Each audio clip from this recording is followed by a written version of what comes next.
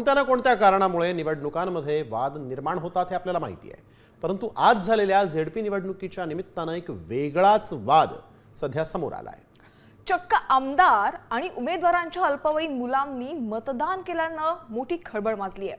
नेमका हा प्रकार कुठे आणि कोणत्या नेत्यांसोबत झालाय पाहूयात या स्पेशल रिपोर्टमधून।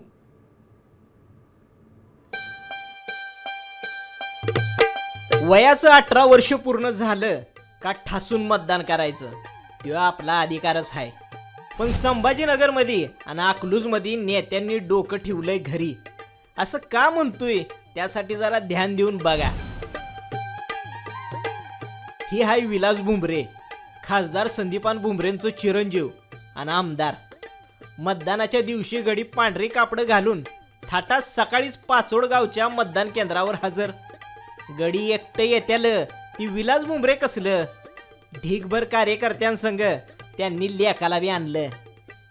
अधिकाऱ्यांनी लावली बोटाला शाई, मग लेकानं धरला हट्ट आणि म्हणला माझ्या बोटाला बी लावा शाई घट्ट। शाई लावली म्हणल्यावर पुढे लेक आणि बाप गेलं मतदान करायला। छापडीच्या माग पलीकडं बापानं आणि लेकानं दाबलं ईव्हीएमचं बटन। हाय का नाही कुटाणा? आता ऐका विलास भुमरे काय म्हणतात।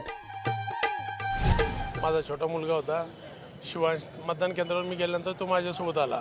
त्या ठिकाणी माझ्या बोटाला शाई लावली, तो आणि पप्पा माझ्या बोटाला देखील शाई लावा। त्या ठिकाणी ती मी अधिकाऱ्याला विनंती केली, याचा हट्ट आहे त्या ठिकाणी शाई लावा, पण या ठिकाणी मतदानाचा हक्क माझा होता, तो मी स्वतः बजावलेला आहे। तो छोटा आहे, तो काही मतदान करणार नाही।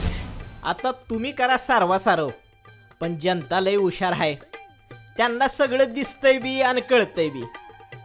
आता गाडी थेट संभाजीनगरहून अकलूजकडे वळवूया। तिकडं अर्जुनसिंह मोहिते पाटलांनी लयच डोकं लढवलंय, थेट लेकाला सांगितलं मतदान करायला। बघा की सकाळी वाघ पोचलं मतदान केंद्रावर। फोडशिरस गटातनं उमेदवार असलेल्या अर्जुनसिंह मोहिते पाटील चिरंजीवाला घेऊन गेलं ईव्हीएम जवळ आणि दाबायला सांगितलं बटन। नीट बघा, केला का नाही घोळ? अधिकाऱ्यांनी घेतलं, ते म्हणले मुलं चालत नाहीत आतमध्ये, पण त्यांना मी विनंती केली की ते आईला मतदान करतील आणि त्याला बघायचं होतं कशा पद्धतीनं मतदान त्याच्याने केलं जातं। आणि मला काय वाटत नाही त्यामध्ये काय आईला मतदान कसं करते ते बघायला आला होता। खरं तर सगळ्या प्रकारावर आणि सुरू असलेल्या लोकशाहीच्या थट्टेवर अधिकाऱ्यांनी नेत्यांना रोखायला पाहिजे होतं, पण अधिकारी गबगार आणि नेते मंडळींचा तोरा म्हणजे तोरा। असो, भविष्यात तरी या नेत्यांना समज यावी आणि लोकशाही बळकट व्हावी हीच अपेक्षा। संभाजीनगरहून माधव सावरगावेसह भारत नागने, साम टीव्ही।